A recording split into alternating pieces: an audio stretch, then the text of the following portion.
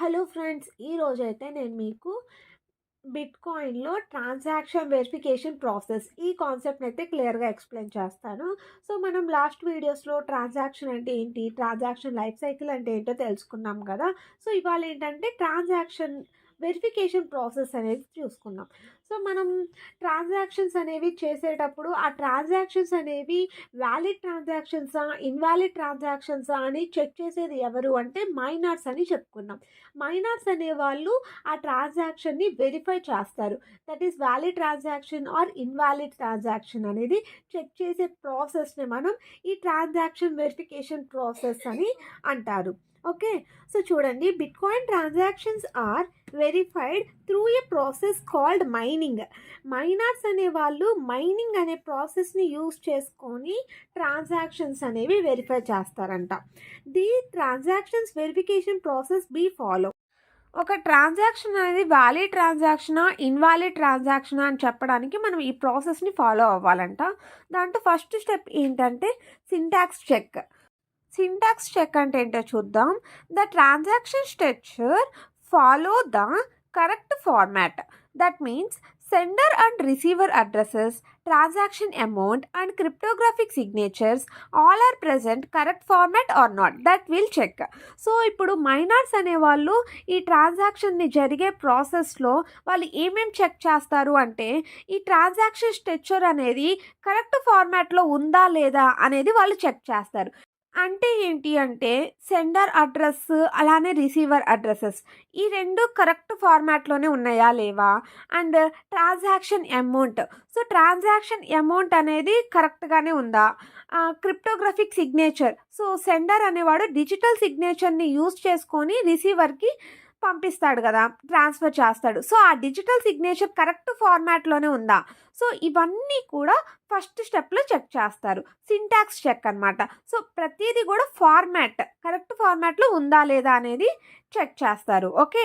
Second step ఏంటి అంటే non empty input and outputs. For the transaction to be valid it must contain the input and output. ఒక transaction అనేది valid transaction అవ్వాలి అంటే it must contain, it ఖచ్చితంగా input ఉండాలి, అలానే output కూడా ఉండాలన్నమాట. ఓకే. ఆ ఇన్పుట్ ఏమవుతవి అంటే unspent transaction outputs. It is nothing but a previous ట్రాన్సాక్షన్స్‌లో ఏవైతే జరుగుతాయో అవన్నీ కూడా ఇన్పుట్ కింద వస్తవి. అండ్ అవుట్‌పుట్స్ ఏంటివంటే డెస్టినేషన్ అడ్రెసెస్ అన్నమాట.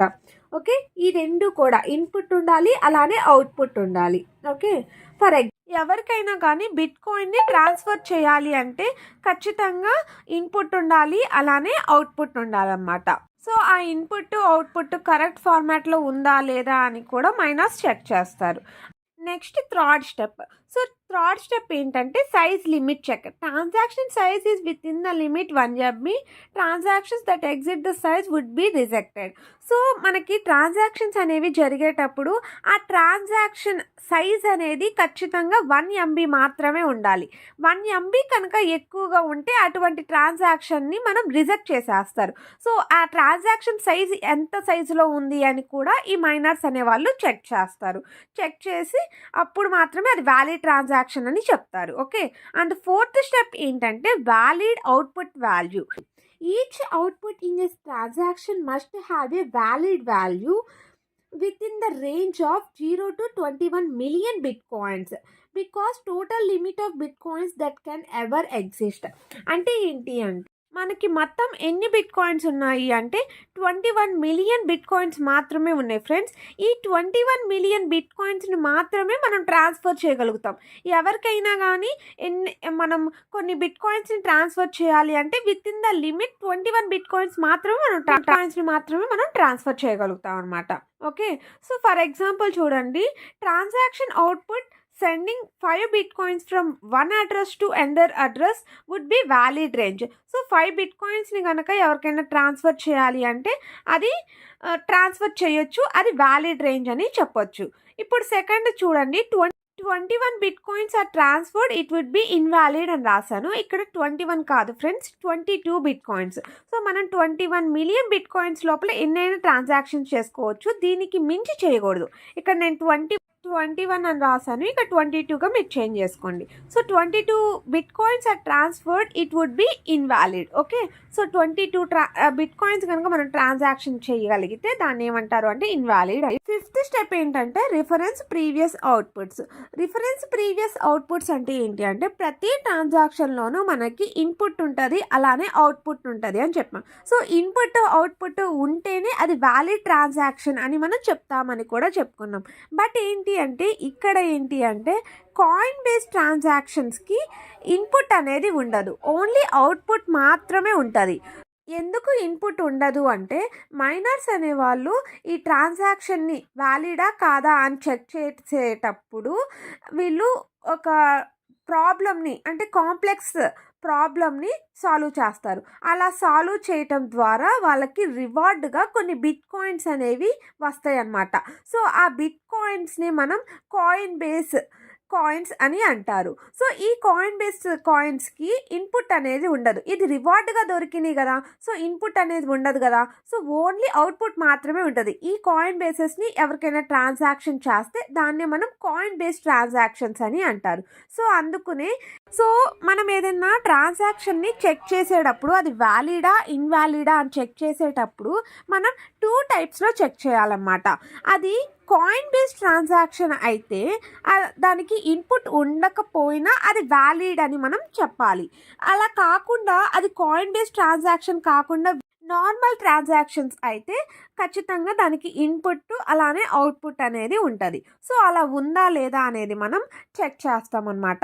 సో ఇవి ఎలా రిఫరెన్స్ ఎలా తీసుకుంటాము అంటే ప్రీవియస్ అవుట్పుట్ని బేస్ చేసుకొని మనం రిఫరెన్స్గా తీసుకుంటాం. సో అందుకనే ఇక్కడ రిఫరెన్స్ ప్రీవియస్ అవుట్పుట్ అని ఇచ్చాడు. ఓకే. సిక్స్త్ స్టెప్ ఏంటంటే స్టాండర్డ్ ట్రాన్సాక్షన్ చెక్స్. సో మనం ఈ ట్రాన్సాక్షన్స్ని వ్యాలిడ్ ట్రాన్సాక్షనా కాదా అని చెక్ చేయడానికి మనకి ఈ బిట్కాయిన్లో 2 స్టాండర్డ్స్ ఉన్నాయి ఫ్రెండ్స్. ఆ స్టాండర్డ్స్ ఏంటి అంటే is standard and is standard TX. ఈ రెండింటిని యూస్ చేసుకొని మనం చెక్ చేయొచ్చు అనమాట. ఇది వ్యాలిడ్ ట్రాన్సాక్షనా ఇన్వాలిడ్ ట్రాన్సాక్షనా అని చెప్పడానికి ఈ 2 స్టాండర్డ్స్ని యూస్ చేసుకుంటారు. ఓకే. సెవెంత్ స్టెప్ ఏంటంటే avoid duplicate transactions. So bitcoin అనేది డిజిటల్ కరెన్సీ కదా, ఈ డిజిటల్ కరెన్సీస్కి ప్రతి డిజిటల్ కరెన్సీకి ఒక ప్రాబ్లం అనేది ఉండేదన్నమాట. ఆ ప్రాబ్లం ఏంటంటే డబల్ స్పెండింగ్ ప్రాబ్లం. ఆ ప్రాబ్లమ్ని బిట్కాయిన్ ఓవర్కమ్ చేసిందనమాట. సో ఎలా ఓవర్కమ్ చేసింది, అసలు ఈ డబల్ స్పెండింగ్ ప్రాబ్లం ఏంటి అంటే డబల్ స్పెండింగ్ ప్రాబ్లం అంటే ఒకే టైంలో మనం 2 ట్రాన్సాక్షన్స్ని ఒక బిట్కాయిన్ని యూస్ చేసుకొని చేసుకోవచ్చు అనమాట. అంటే ఫర్ ఎగ్జాంపుల్ నా దగ్గర 5 బిట్కాయిన్స్ ఉన్నాయి. ఈ 5 బిట్కాయిన్స్ని నేను ఇద్దరు వ్యక్తులకి ఒకేసారి పంపించవచ్చు. అంటే ఉన్నది నా దగ్గర 5 బిట్కాయిన్సే, కానీ నేను ఏం చేస్తున్నాను అంటే ఒక వ్యక్తికి 5 బిట్కాయిన్స్ అలానే ఇంకొక వ్యక్తికి 5 బిట్కాయిన్స్ అంటే నేను 10 బిట్కాయిన్స్ ట్రాన్సాక్షన్ చేస్తున్నాను నా దగ్గర లేకపోయినా కానీ. అలా లేకపోయినా ట్రాన్సాక్షన్ ఒకే టైంలో చేస్తే అది వ్యాలిడ్ ట్రాన్సాక్షన్ అని చెప్తుందన్నమాట. బట్ అటువంటి ప్రాబ్లమ్ ఈ బిట్కాయిన్ ట్రాన్సాక్షన్లో జరగదన్నమాట. సో అలా ఎందుకు జరగదు అంటే ఒకే టైంలో ఒక ట్రాన్సాక్షన్ మాత్రమే చేయాలి అని చెప్పి ఒక రూల్ అనేది ఈ బిట్కాయిన్ ఉంది. సో ఆ రూల్ని ఫాలో అవుతుందా ఫాలో అవ్వట్లేదా అని చెప్పి చెక్ చేస్తాం అనమాట. సో దాన్ని మనం 7th step avoid duplicate transactions. Okay. 8th step ఏంటంటే ప్రివెంట్ డబల్ స్పెండింగ్ ప్రాబ్లం.